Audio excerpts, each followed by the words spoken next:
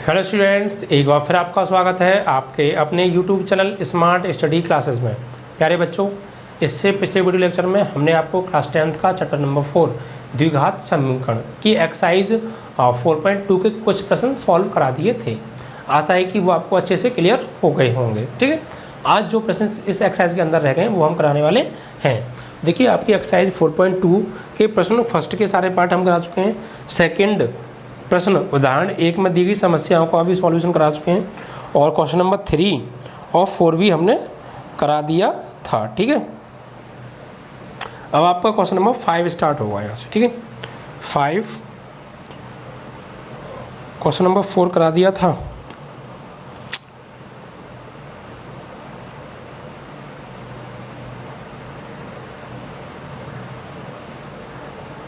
Question number 4 नहीं कराया था, 4 भी कराना है। ठीक है, चलिए देखिए क्वेश्चन नंबर 4 देखते हैं।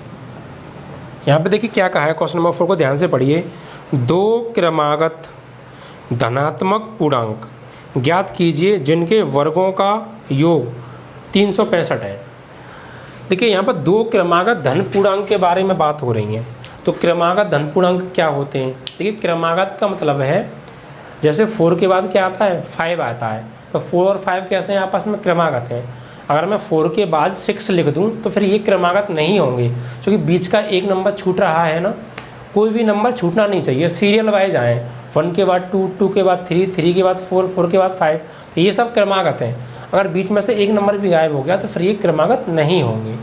यानी अगर हमें क्रमागत नंबर चाहिए तो एक नंबर में कोई भी नंबर है, मान लीजिए 5 है, तो हमें इसका 5 का क्रमागत चाहिए। तो 5 में 1 जोड़ दो, 1 जोड़ने पर क्या मिलता है, हमें क्रमागत मिलता है।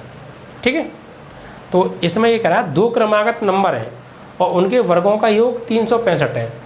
तो अब दो क्रमागत नंबर वो कौन से हैं ये तो हमें पता नहीं है, तो मान लेंगे हम। ठीक है, माना पहला क्रमागत और दूसरा दो क्रमागत धनात्मक पूर्णांक हैं। तो मान लेंगे यहाँ पे माना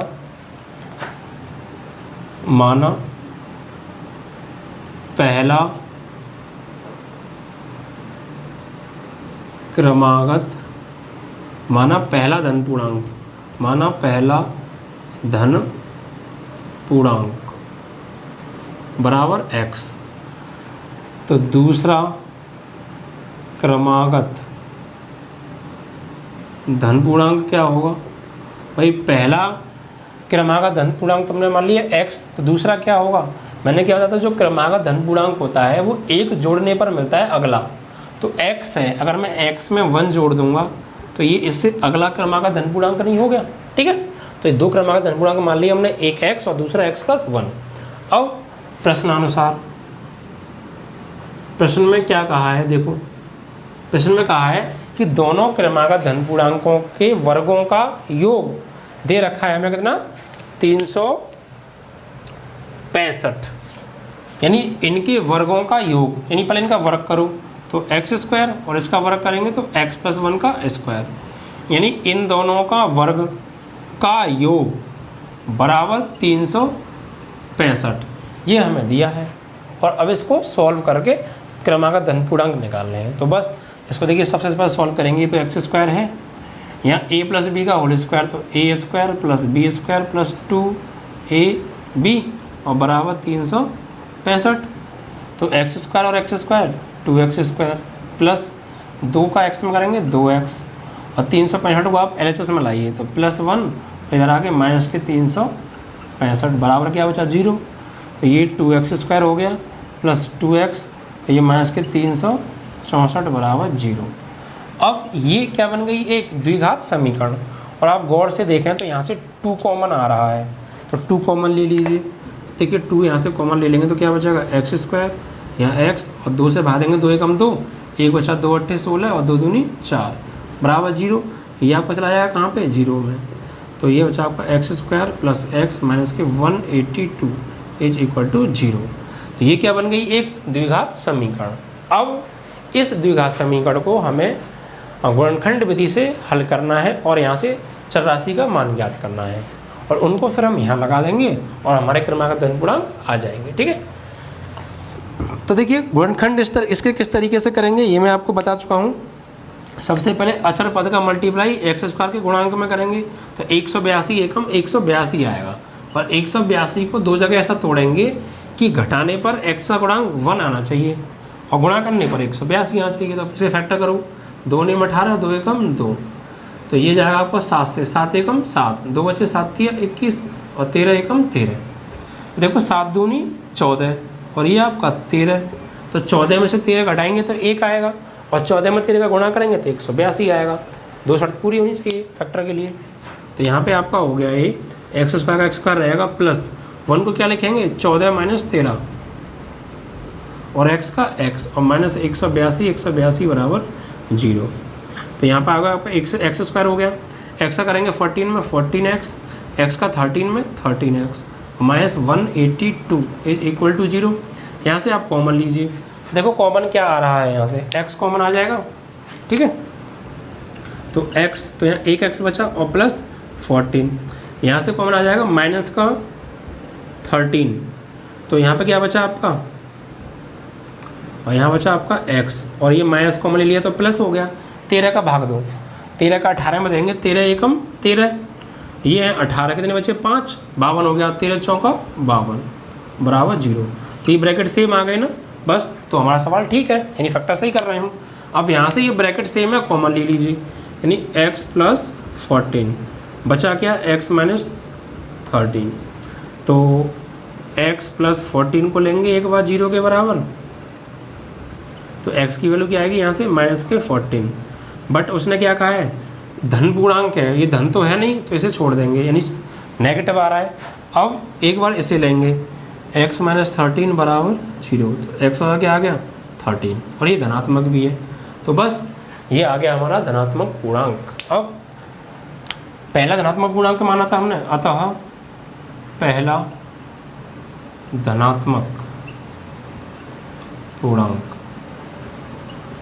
x माना था तो x बराबर आ रहा है 13 और दूसरा क्रमागत धन पूर्णांक यानी क्या है x प्लस 1, x प्लस 1 यानी x की जगह 13 प्लस 1 यानी 14 आंसर। तो वो धन पूर्णांक 13 और 14 है। अब चेक भी आप कर सकते हैं, शर्त में क्या कहा था, इन दोनों के वर्गों का योग 365 है। तो पहले तो एक क्रमागत है 13 के बाद 14, अब इनके वर्गों का योग 365 आ रहा है या नहीं, तो 13 का वर्ग कितना हो गया 169, 13 का वर्ग, और 14 का वर्ग कितना हो गया 196, जोड़ो 9 और 6 15, 9 और 6 15 और 1 16 हासिल, 1 और 1 2 और 1 हासिल 3, इनके वर्गों का जो योग है वो 365 आ रहा है। चलो हमारा सवाल सही है। इस तरीके से आप क्रॉस चेक भी कर सकते हैं, ठीक है। तो ये आपका सवाल नंबर 4 समाप्त हुआ। अब देखिए सवाल नंबर 5।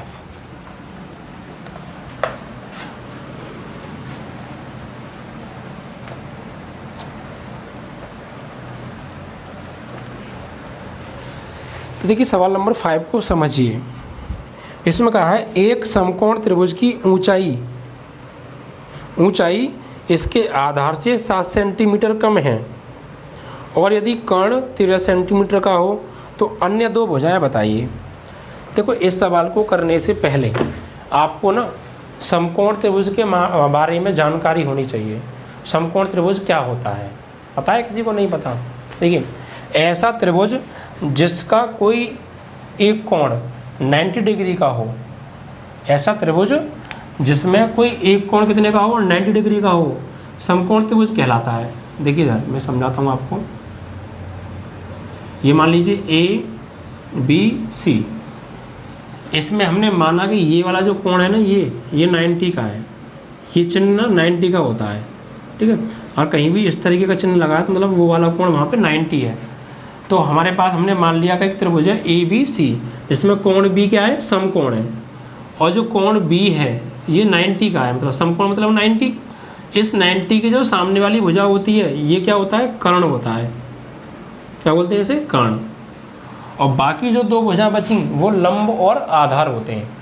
यानी जो खड़ी भुजा होती है अगर हम यहाँ से देखेंगे, कहाँ से यहाँ से, तो ये सामने वाली भुजा ये आपकी होगी लंब, क्या होगी लंब, और ये वाली भुजा आपकी जो रह जाती है ये हो जाती है आपकी आधार। ये आपस में इंटरचेंज हो जाते हैं, कभी कभी ये लंब हो जाता है, ये आधार हो जाता है। ये जब होता है जब हमारे देखने का नज़रिया चेंज हो जाता है। मतलब अगर हम यहाँ से देखेंगे, यहाँ कोण बन रहा है, तो कोण के सामने वाली भुजा क्या होती है, हमेशा लंब होती है, और 90 डिग्री के सामने वाली भुजा कर्ण होती है। तो ये लंब हो गया, ये कर्ण हो गया, तो फिर ये क्या बचेगा, आधार ही बचेगा। तीसरी भुजा आधार होती है। अगर हम यहाँ से देखते तो फिर ये लंब हो जाता, ये आधार हो जाता, कर्ण वही रहता, कर्ण कभी नहीं चेंज होता। ध्यान रखना, समकोण त्रिभुज वो होता है जिसमें कोई एक कोण 90 डिग्री का हो, और जो भी 90 डिग्री का कोण होगा उसके सामने वाली भुजा कर्ण होती है, और जो खड़ी भुजा होगी वो लंब, और जो पड़ी भुजा होगी वो आधार। ओके, तो देखिए अब इतना समझने के बाद अब प्रश्न में क्या कहा है, प्रश्न को पढ़ते हैं। देखिए एक चीज़ ध्यान रखना, समकोण त्रिभुज के अंदर एक थ्योरम होती है पाइथागोरस थ्योरम, पाइथागोरस प्रमेय। वो क्या होती है, ये यूज होगी यहाँ पे, पाइथागोरस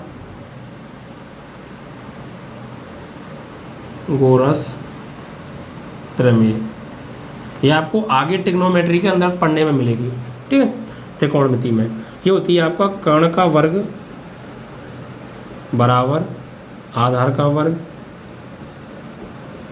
प्लस लंब का वर्ग।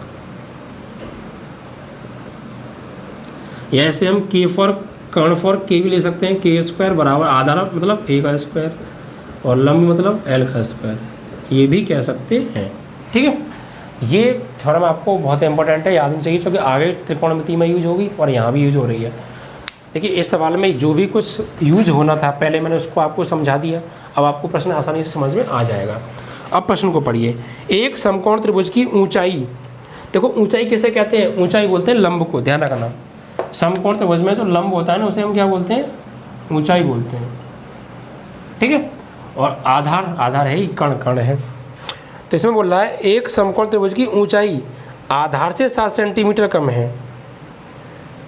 जो ऊंचाई है ना वो आधार से 7 सेंटीमीटर कम है, तो किसको माने, ना तो ऊंचाई पता ना आधार पता।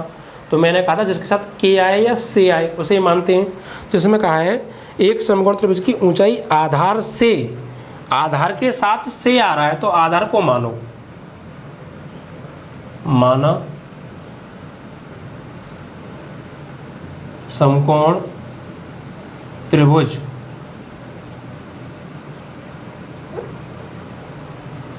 का आधार। देखिए आधार को ए से लिखते हैं हम, तो ए मान लें या एक्स मान लो। आधार क्या मान लिया हमने, एक्स मान लिया। अब ये बोल रहा है एक समकोण त्रिभुज की ऊंचाई आधार से 7 सेंटीमीटर कम है, यानी जो ऊंचाई है वो आधार से 7 कम है। तो अगर आधार 7 है, एक्स है, तो ऊंचाई क्या हो जाएगी, तो ऊंचाई यानी समकोण त्रिभुज की ऊंचाई कितनी हो जाएगी, ऊंचाई हो जाएगी आपकी 7 कम है, तो x माइनस 7। आइए x मान लिया हमने, ठीक है, क्या मान लिया, x सेंटीमीटर। तो ऊंचाई 7 सेंटीमीटर कम है x से, तो x माइनस 7 सेंटीमीटर हो गया।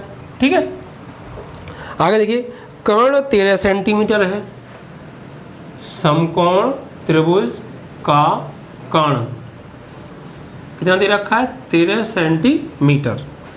तो अन्य दो भुजाएं बताओ, यानी समकोण त्रिभुज में 3 भुजाएं तो होती हैं, लंब, आधार और कर्ण, जिसमें से कर्ण हमको दिया है और अन्य 2 भुजाएं लंब और आधार बची वो निकालनी है। ठीक है, तो देखिए यहाँ पे क्या करेंगे हम, यहाँ पे यूज करेंगे हम पाइथागोरस प्रमेय से, लिखेंगे पाइथागोरस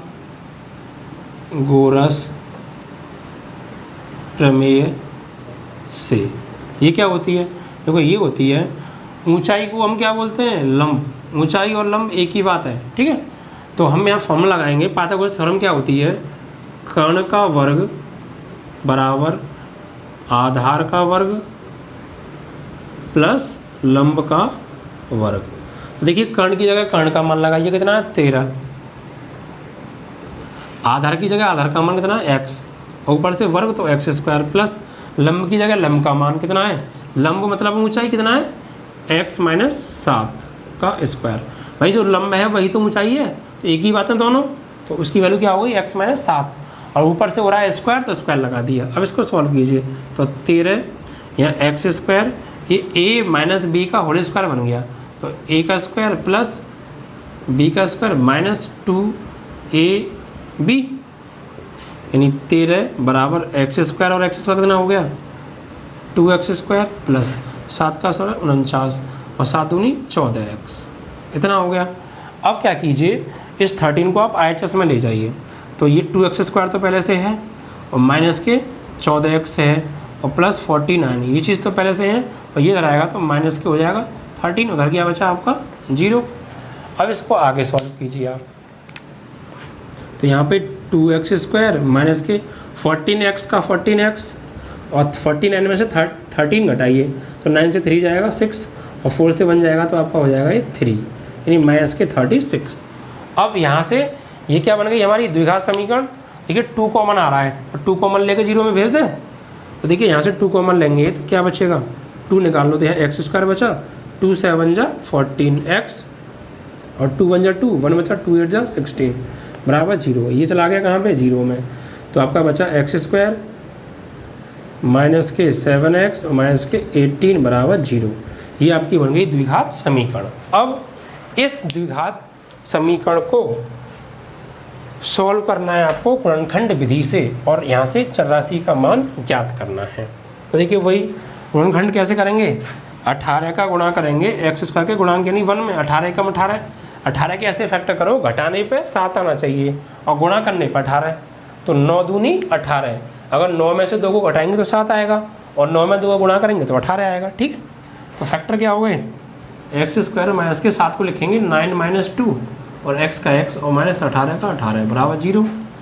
तो एक्स स्क्वायर माइनस का 9 में करेंगे माइनस 9, इधर से x माइनस माइनस प्लस के 2x और माइनस 18 बराबर 0। तो यहाँ से कॉमन x आ रहा है, तो यहाँ 1x बचा और यहाँ 9 बचा, प्लस यहाँ से 2 आ रहा है कॉमन, तो यहाँ x बचा और यहाँ पे 2 9 जा 18 बराबर 0। ब्रैकेट सेम कॉमन ले लीजिए, तो कॉमन क्या आएगा यहाँ से आएगा x माइनस 9, तो बचा क्या x प्लस 2 बराबर 0। तो यहाँ से लेंगे x माइनस 9 बराबर 0, तो x वाला क्या आ जाएगा 9 और ये x प्लस 2 बराबर 0, तो x वाला आ जाएगा माइनस 2। लंबाई ये क्या है, जो आधार लंब और कर्ण है ये समकोण त्रिभुज की भुजाओं की लंबाई तो ही है, और लंबाई कभी माइनस में नहीं होती इसलिए इसे छोड़ देंगे। तो हमने क्या ले लेंगे x वाला क्या आ गया 9 सेंटीमीटर। x क्या माना था हमने आधार, क्या लिखेंगे अतः समकोण त्रिभुज का आधार x वाला कितना आया 9 सेंटीमीटर, और ऊंचाई क्या मानी थी हमने x माइनस 7, यानी x की वैल्यू 9 माइनस 7 यानी 2 सेंटीमीटर। यही 2 तो अन्य भुजाएं निकलवाई थी, आपकी 2 अन्य भुजाएं आ गई। ये सवाल करने के लिए आपको पाइथागोरस प्रमेय का ज्ञान होना जरूरी है। ठीक है,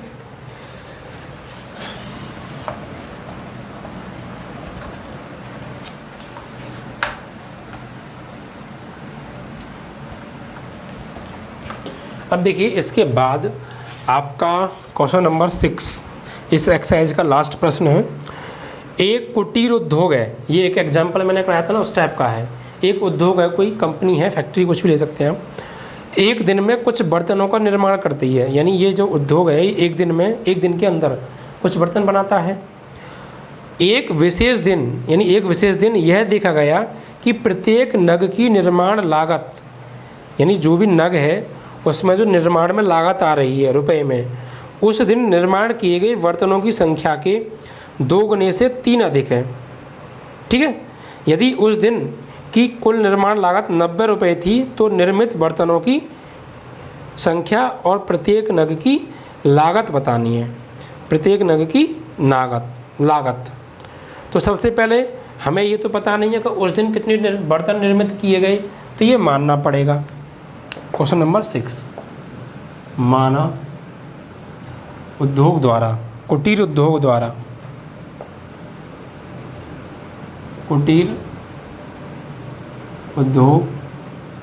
द्वारा एक दिन में निर्मित किए गए बर्तनों की संख्या, बर्तनों की संख्या बराबर x, यानी x बर्तन उस कंपनी ने एक दिन में बनाए।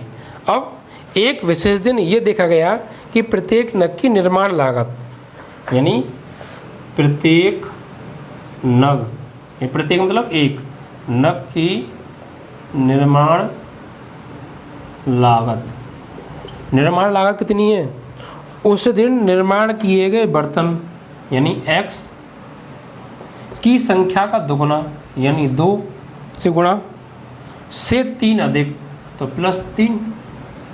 ये तो कह रहा है क्वेश्चन में, क्या कह रहा है? क्वेश्चन में कह रहा है कि उस दिन जो बर्तन, प्रत्येक नग की जो निर्माण लागत है ना, यानी एक नग को बनाने में जो लागत लग रही है वो क्या है? एक दिन में निर्मित किए गए बर्तनों की संख्या x के दुगुने, तो 2 से गुणा कर दिया, से 3 अधिक है, ये 3 अधिक है, 3 अधिक इधर प्लस कर देंगे तो ये बराबर हो गई, यानी प्रत्येक नग की कीमत आ गई, प्रत्येक नग की निर्माण लागत आ गई x गुणा 2 + 3। ठीक है, यानी इसको हम लिख सकते हैं 2x + 3। ठीक है, अब आगे क्या कहा है, आगे पढ़ते हैं। यदि उस दिन की कुल निर्माण लागत 90 थी, यानी एक दिन की निर्माण लागत कितनी है? 90। उस दिन की निर्माण लागत, कुल निर्माण लागत नहीं दे रखी है 90 रुपये। देखिए निर्माण लागत कैसे निकालेंगे हम? कुल निर्माण लागत तो एक दिन में जितने बर्तन बनाए गए उनकी संख्या इनटू एक बर्तन को बनाने में लगी लागत, दोनों का आपस में क्या कर दीजिए? मल्टीप्लाई। एक दिन में बनाए गए बर्तनों की संख्या x, तो x और एक बर्तन को या एक नग को बनाने में लागत कितनी है? Into 2x + 3। तो ये क्या आ जाएगी? कुल लागत एक दिन की। एक दिन की निर्माण लागत कैसे निकालते हैं? बर्तनों की संख्या एक दिन में बनाए गए इनटू एक बर्तन बनाने में लागत 2x + 3, दोनों का मल्टीप्लाई कर देंगे तो एक दिन में कुल लागत आ जाएगी। और एक दिन में कुल लागत एक हमें दे रखी है कितनी? 90। अब इसे आप सॉल्व कर लीजिए, तो x का 2x में करेंगे 2x² और x का 3 में 3x बराबर 90। इसे ले आइए आप LHS में, तो 2x² + 3x - 90 बराबर 0।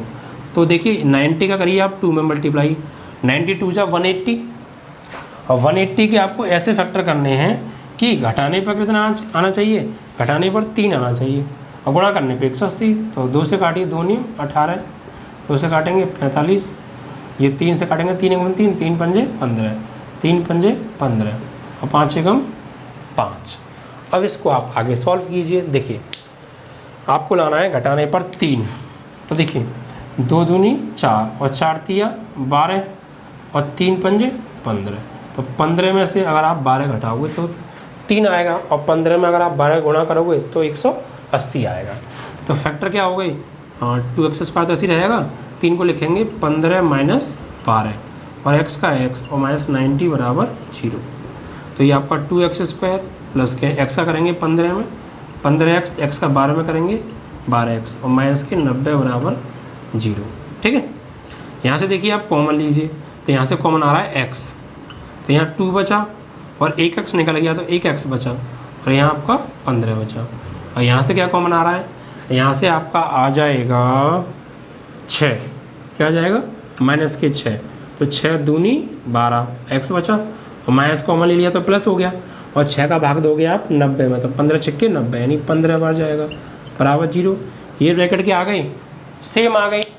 फिर आप कॉमन ले लीजिए, तो आपका 2x + 15 आ गया कॉमन, तो बचा क्या?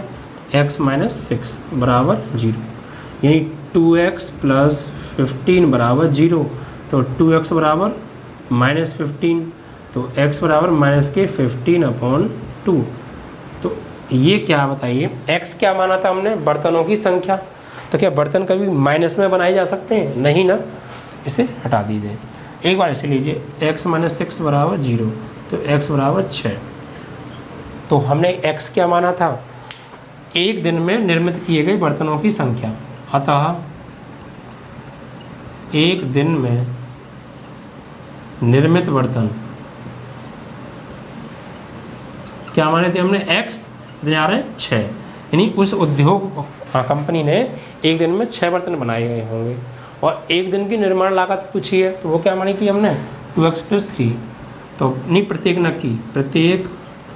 नग की निर्माण लागत, नग और बर्तन बात एक ही है, निर्माण लागत बराबर क्या मानी थी हमने 2x + 3। तो 2 × x की वैल्यू 6 + 3, तो 2 छिक्के 12 + 3, ये आ गए आपके 15। तो 15 रुपये उन 6 बर्तनों को बनाने में 15 रुपये का खर्चा आया होगा। 6 बर्तनों को नहीं, एक बर्तन को बनाने में, प्रत्येक का है ना। ओके, तो इस तरीके से आपका ये सवाल समाप्त हुआ।